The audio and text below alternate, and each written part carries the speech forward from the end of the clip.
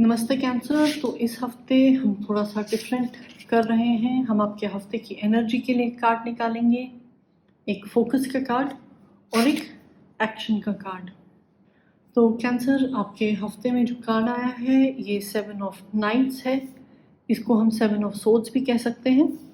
तो जो ये कार्ड है जनरली छुप छुपा के काम करने की बात करता है, सीक्रेसी की बात करता है कि कहीं कोई चालाकी हो रही है, रात के अंधेरे में कोई छुप के डीलिंग्स हो रही हैं।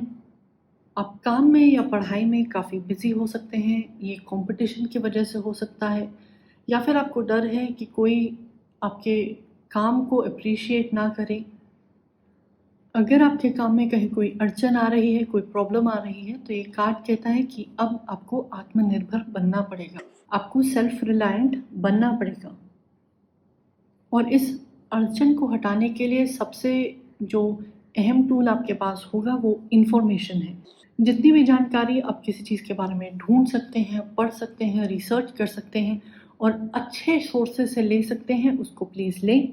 और फिलहाल जो भी आपके प्लान्स हैं, ड्रीम्स हैं, वो दूसरों से शेयर करने की आपको ज़रूरत नहीं है।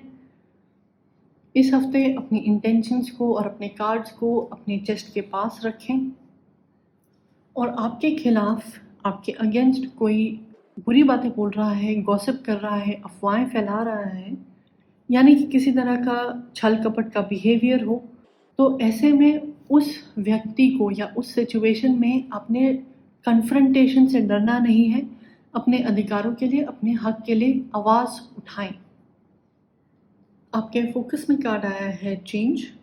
तो चेंज कार्ड में जो प्राइमरी फोकस होता है वो यहाँ के बादल में होता है। ये कार्ड कहता है कि आप बादल को देखिए, वो किसी भी तरह का आकार ले लेते हैं, वो अपना फॉर्म बदल लेते हैं। कभी वो बादल बन के आसमान में होते हैं, कभी वो बारिश बन के निकल आते हैं और कभी कभी वो ओले बन जाते हैं। तो आपको समझने की ज़रूरत है कि बदलाव ही ज़िंदगी है।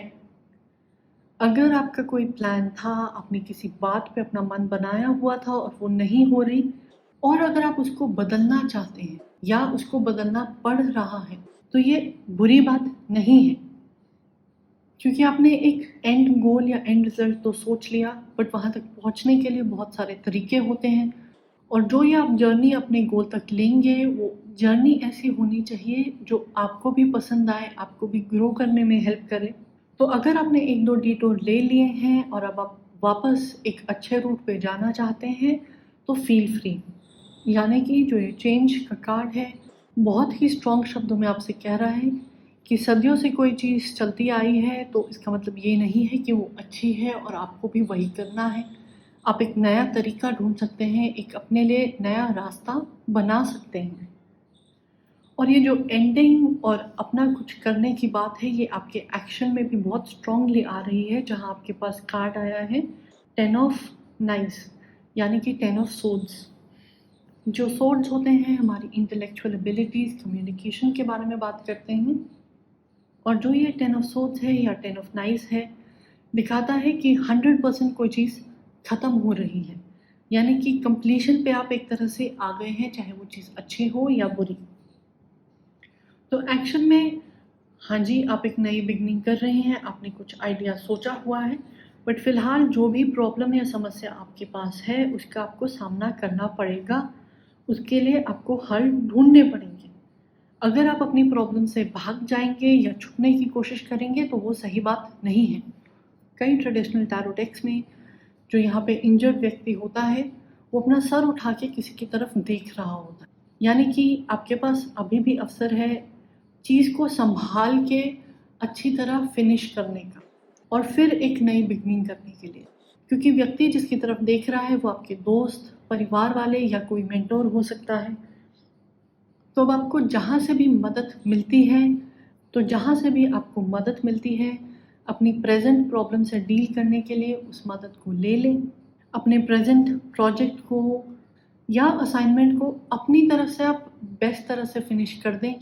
चाहे वो बेस्ट आप कम रिसोर्सेज के साथ कर रहे हैं, कम समय लगा के कर रहे हैं, बट इन हालात में जितना आपसे होता है वो कर दीजिए। उसके बाद इस पूरे एक्सपीरियंस से आपको जो भी लेसन मिले हैं उनको अपने अगले प्रोजेक्ट के लिए याद रखें।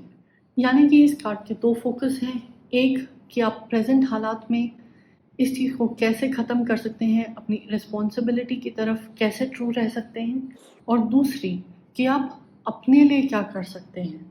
तो पहला कदम तो आपका ये होना चाहिए कि आप एक्शन लें, क्योंकि जैसे ही आप एक्शन लेना शुरू करेंगे आप देखेंगे आपकी टेंशन थोड़ी सी कम हो जाएगी।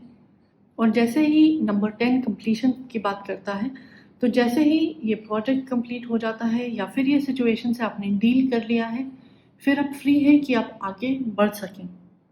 और आगे बढ़ने के लिए आपने क्या लेसन्स लिए हैं या क्या क्या सपोर्ट नेटवर्क बनाया है, वो आपके ऊपर निर्भर करता है।